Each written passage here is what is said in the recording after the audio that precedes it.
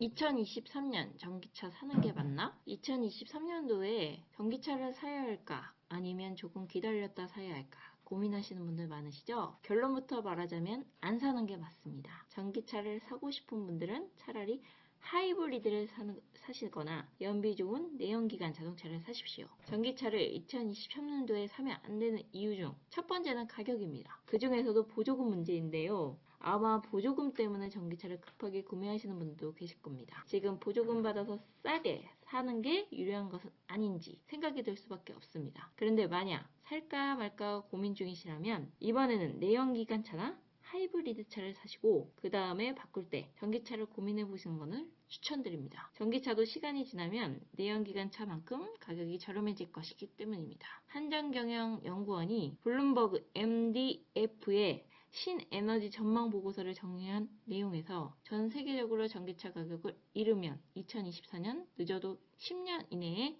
내연기관차와 비슷한 수준까지 내려갈 것으로 전망된다고 합니다. 미국과 호주 쪽이 가장 빠르고 우리나라는 2022년 정도 예상된다고 하네요. 대략 5년에서 6년 이후 전기차를 사시는 걸 추천합니다. 이번에 차 사실 분들은 하이브리드 차를 사시고 다음에 바꿀 때쯤이면 전기차 가격을 살펴보시고 그때 전기차를 고려해도 늦지 않다는 말씀을 드립니다. 전기차도 스마트폰과 같아지지 않을까 생각이 드는데 과거에 저 사양이었지만 엄청 비쌌던 4기가짜리 삼성 옴니아 가격이 무려 97만원에 달했습니다. 16기가는 107만원. 진짜 이때는 돈이 많거나 관심 있는 얼리 어답터들이 구매하는 특별한 물건이었습니다. 지금은 성능도 월등한 아이폰 13 가격이 135만원입니다. 갤럭시 S22 플러스도 256기가가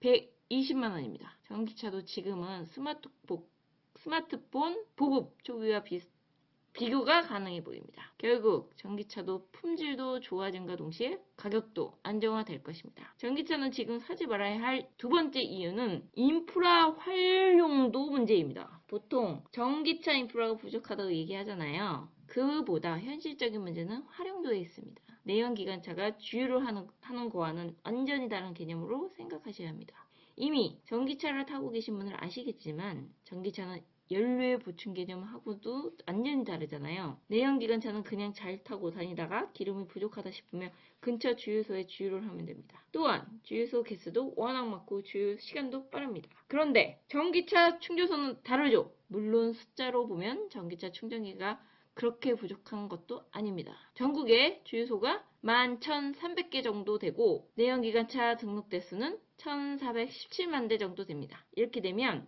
주유소 한 곳당 2,140대 정도가 몰린다는 거죠. 전기차 충전기 대수는 전국에 10만 개 정도이며 전기차 보급 대수는 약 20만 대 정도 된다고 합니다. 이렇게 되면 전기차 2대의 충전기를 한 개 쓴다는 겁니다. 뭐야, 전기차가 더 유리하네? 이렇게 생각하시는 분은 없겠죠? 여기엔 함정이 있잖아요. 주유소는 말 그대로 주유소 개수입니다. 주유소에 보통 주유기가 4개 정도 많은 것은 6개에서 8개가 있습니다.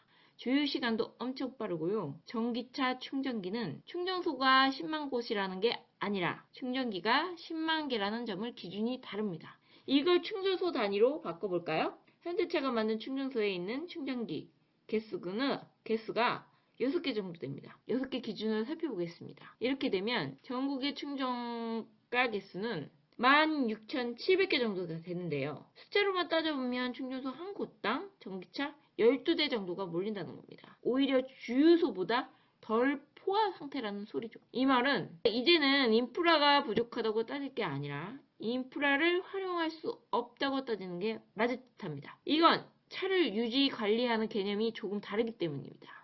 내연기관차와는 다르게 전기차는 스마트폰을 충전하는 거랑 비슷하다고 있을 것 같습니다. 사용하지 않은 시간 동안 배터리를 풀로 충전하고 중간중간 부총해가면서 타야 합니다. 연료가 거의 바닥났을 때 한 번에 많이 넣고 오랫동안 타는 내연기관차랑 크게 다른 부분입니다. 잠을 잘 동안 풀로 충전을 해놓고 회사나 마트, 주차장에서 중간 보충해야 합니다. 내연기관차는 한 번에 많이 넣고 며칠 동안 타는 큰 장점이 현재는 존재합니다. 주유소처럼 집이랑 회사가 떨어져 있어야 하는 게 아니라 집 주차장과 회사 주차장에 전기 충전기가 필수여야 합니다. 지금 현대차가 고속도로 충전소에 설치하고 있는 전기 충전소 경우는 생활 편리 시설이라고 보면 되고, 집이나 회사에 설치해야 하는 충전기는 필수라고 봐야 합니다. 일단 충전 시간이 길기 때문에 주유소만큼 회전율이 빠르지 못합니다. 예를 들어 집에 충전기가 부족한 상황이에요.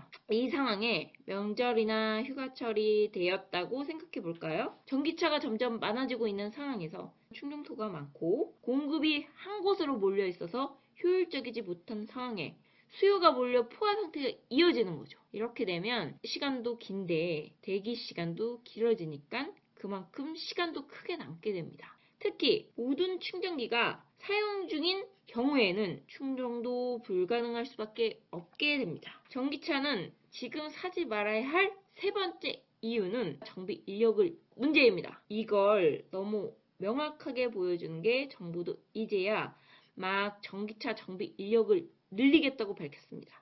현대차 그룹이 전기차를 본격적으로 시작했고 소비자들 만족도도 높아지다 보니 정비 수요가 엄청나게 늘고 있습니다. 전기차 수요가 늘어나는 속도에 비해 전문 정비 인력은 턱없이 부족한 상태입니다. 이게 나중에 가면 더 큰 문제로 이어질 수 있습니다. 심화되면 전기차 유지보수 품질 문제도 연결됩니다. 물론 요즘 전기차가 잘 나오고 있다고 하지만 품질 문제가 간혹 나오고 있습니다. 이건 제조사가 가릴 거 없이 모두 등장하고 있고 제조사 문제라고 명확하게 얘기하기도 애매합니다. 제조사 문제냐 배터리 공급사의 문제라를 다퉈야 하기 때문입니다. 실제로 최근 아까 오랫동안 싸웠습니다. 만약에 엔진 결함이 발생하면 제조사 내부적으로 자체 조사를 하면 끝나지만 전기차는 제조사랑 배터리 공급사가 각각 원인을 규명하고 서로 책임 공방을 벌이는 만큼 실체 규명이 늦어지게 됩니다. 당연히 기다리는 건 소비자의 몫입니다. 자동차 제조사가 몇십 년 동안 만든 내연기관